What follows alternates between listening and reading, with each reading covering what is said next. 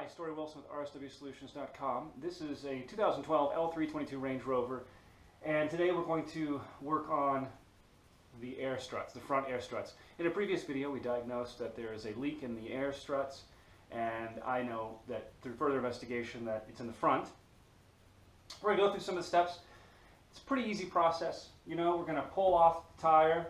There's only about 3 bolts to deal with on the strut and 3 bolts on the strut tower.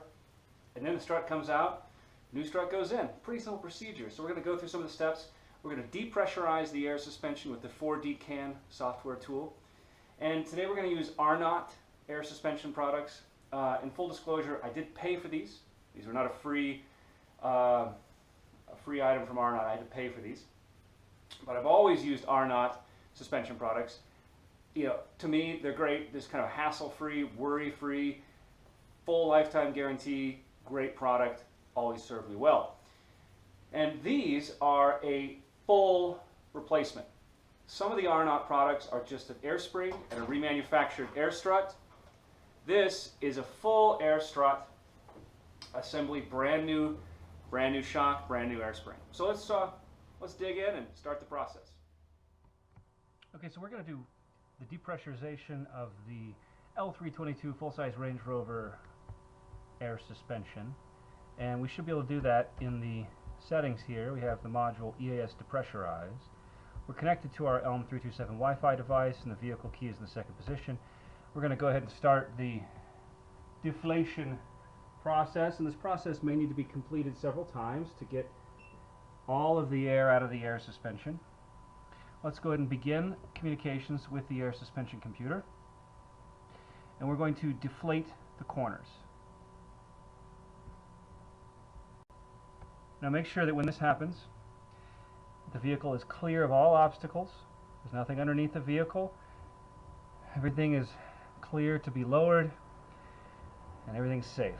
This may take multiple applications to fully deflate the air springs.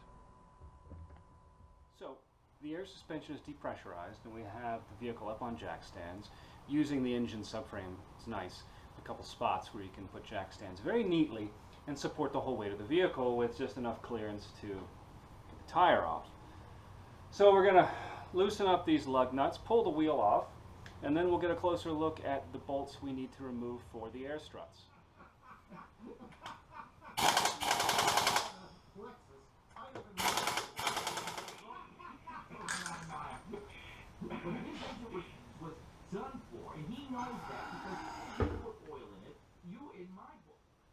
So removal of the strut is fairly straightforward. Remember, our air strut's depressurized. Now, what we're going to be doing is loosening these 2 main bolts at the bottom of the strut, the roll bar bolt. We're going to remove gently the brake wear sensor, the ABS line, and the brake line. Move those out of the way. Then after that, there's only a couple of bolts on the top of the tower, and the whole unit will come out. So let's try to loosen this 22 millimeter bottom strut bolt here. Should be fairly easy. I went in the last 3 days each morning, sprayed these bolts with penetrating fluid, and oh yeah, that definitely paid off. Because that is not going to fight me at all. 18 millimeter socket for the sway bar. There's a corresponding 18 millimeter flat on the back to provide a little bit of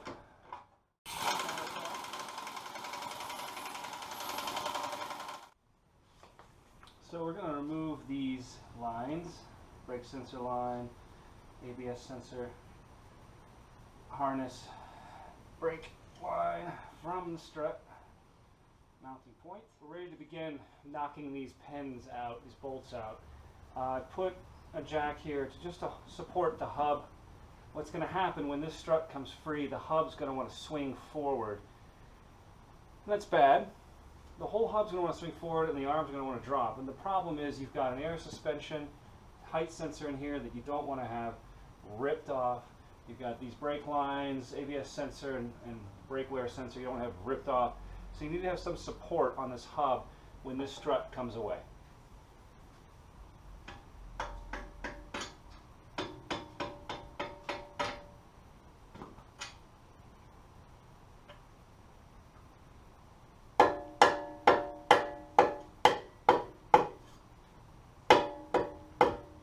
we go. Now we're ready to go ahead and pop this off from above as well. Those bolts that we loosened earlier are ready to come out, so the strut assembly will come out. So the top of the shock tower, there are 3 16mm bolts, which just simply need to be removed. And it should be very simple. They're not exposed to corrosion. We're going to loosen these up and keep them in place to prevent the shock from falling all the way down. There is going to be a 12mm airline fitting at the top of the shock, and when the shock comes out of the shock tower, when we're removing it, we don't want it to pull that airline fitting and stress it. We can't really get to that airline fitting until we drop the shock down, and then we can remove it. So we're ready to pull the strut forward.